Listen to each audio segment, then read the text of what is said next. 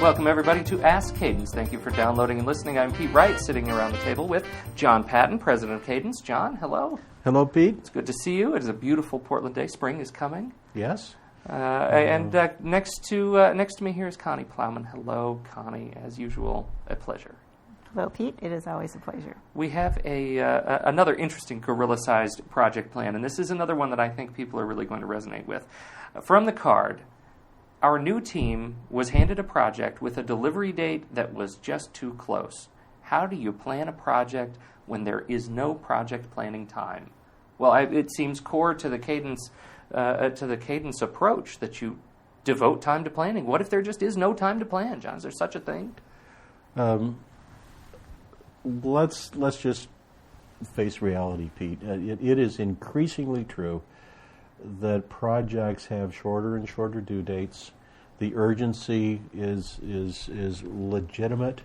It's not so much anymore as aggressive strategic plans that are driving this. These can be competitive initiatives from our competitors that we've just uncovered, and we have got to respond. Now, I'd like you to see, however, the consequences of not planning, and that is increased rework at the end of the project. If you don't plan, you will have surprises during a project where there is no time to do rework. And so the question, in my mind, Pete, and I'm going to take the liberty of restructuring the question, is how do you accomplish planning when you have to be executing from day one of the project? So we have some standard guidelines in our seminars and in our consulting. First of all, you may not get all of the people on day one of the project. Let's say that you get 3 or 4 people. Get those people in the room and identify 12 to 15 of the early tasks of the project. Get these people assigned to them, and the project is being executed. Go into formal planning when you have 80% of your team appointed, because we're going to follow the Pareto rule here. It's easier to get those 80% and the final 20%. Then do concentrated planning. So we recommend dedicating 1 day a week to planning, and it will take you 2 to 3 weeks. We teach people an accelerated way of getting the project plan done. And we would say that in the first planning session, in that first day, that you have the project objective, you finish scope, and you finish the work breakdown structure. In the second week, in that 1 day, you get the responsibility matrix done. And in the third week, you get the schedule done, knowing that you have been executing all along.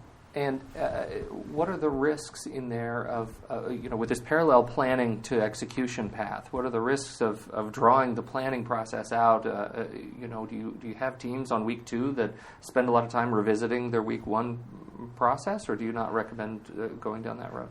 No, I don't recommend it, Pete. That we're going to keep going forward with that particular plan until we finish it. If we start revising, people get discouraged and the planning goes on forever. So we're going to go all the way through this until we get our first plan, our first complete plan.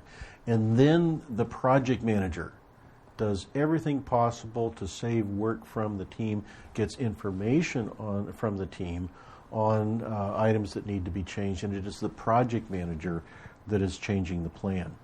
Now, in these hurry-up rush projects, once scope is set, it's going to sound like heresy here, but you work from the schedule. So forget about updating that work breakdown structure. Forget about updating the responsibility matrix. We are in execution now, and the control tool for execution is the schedule. So make your changes on the schedule. Do it very quickly.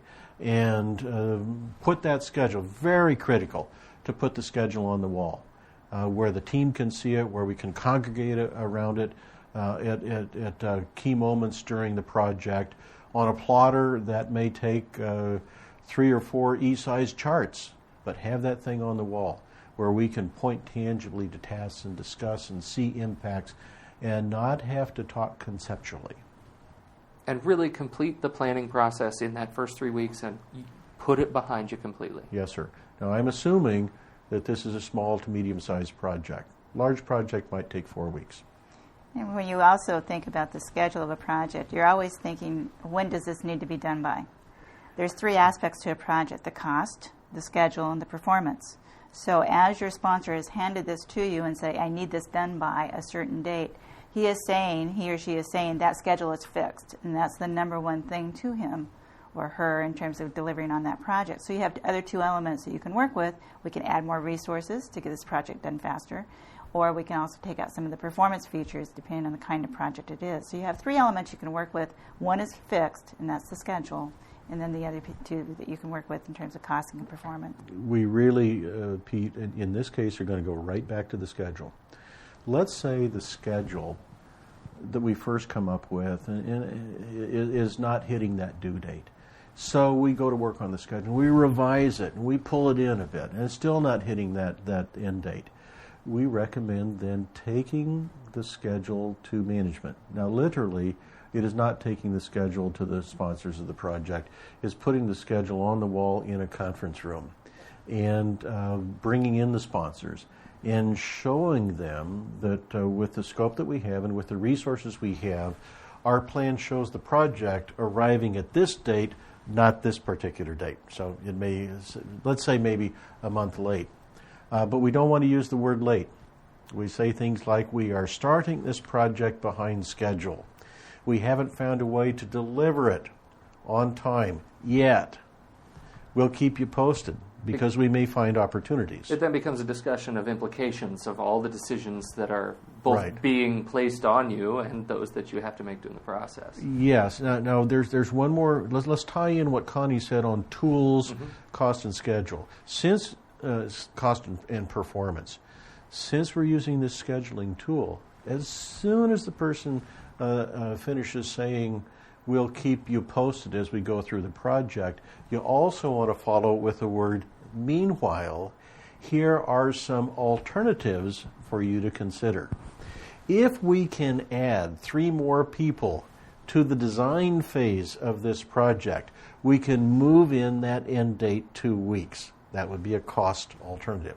If we delete feature Y from scope, we can save another week. So managers like choices. They don't like being backed into a corner. And even though you've shown the project arriving 1 month late, you're giving them options that you have worked your way through to make a decision on resources, make a decision on scope, and still bring it in on time. And that's a really good point, John, in terms of the urgency, because we're both trying to deliver the business results, the impact of the bottom line, and really put ourselves in the marketplace with this competitive new product or service that we're trying to promote. Excellent discussion, folks. So, John, you had one more point? Yeah, I just like, on the importance of planning, for people to think of the film The Dirty Dozen. It was a critical project. It happened in a very short time. And so the planning was done. Everybody memorized the plan. And they were planning second by second what needed to happen. When you have a very urgent project, planning becomes even more critical. Not second by second, but reducing your granularity so that as tasks come in, you know it. And if tasks come in a little late, you see it and can take corrective action. Gives you much more control over the project. And really helps you build a culture of planning Yes, on sir. your project. This has been a great discussion, folks. Thank you so much for sitting down. Once again, this has been Ask Cadence. Thank you for downloading, and visit us on the web at cadencemc.com.